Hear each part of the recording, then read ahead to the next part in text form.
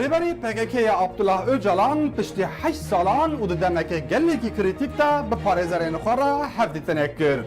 ji ber vê dema kritik ew hevdîtin ji neşkê ve bû sereketirîn rojev li Tirkiye.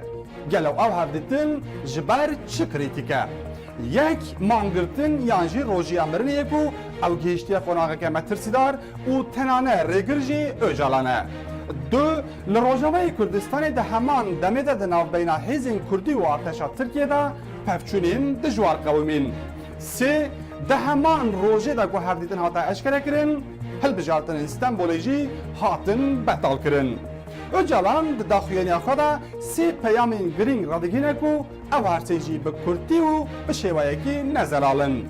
Ji bo mangirtin û rojiya mirinê dibêje jiyana xwe nexin metirsiyê, lê dev jêber nedin.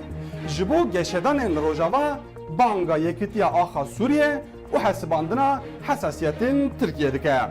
Ji bo pirsa Kurd jî banga siyaseteke demokratîk dike. Karvedanên vê hevdîtinê li qada siyasî, medyayî û civakî berdewam dikin. Beşek ji rojnameger û şirovakarên muxalîf iddia dikin ku digel Öcalan proseyeke gotûbêjan ji nû dest pê kiriye û ta ew iddia dikin ku di demeke nêz da Demirtaş tête berdan û HDP jî li Stenbolê bi berbijêrê xwe beşdarî hilbijartinan dibe. Ev iddia him ji hêra Serokkomarê Tirkiye ve him jî ji hêra HDP'yê ve hate redkirin.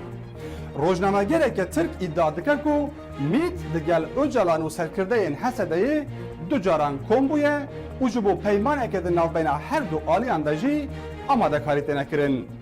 Hevdîtinan bi Öcalan re li ser medya nêzîkî hikûmetê jî cihekî fireh girt. Li gorî wan PKK banga Öcalan red kiriye ji ber ku keceke bi daxuyaniyekê ragihand ku mangirtin dê berdewam bikin. Li ser medya civakî jî sereketirîn rojav heman mijar bû. Beşek ji Kurdan bertegan nîşan didin ji ber ku Öcalan behsa wê yekê dike da li Rojava hesasiyetên Tirkiye bêne parastin.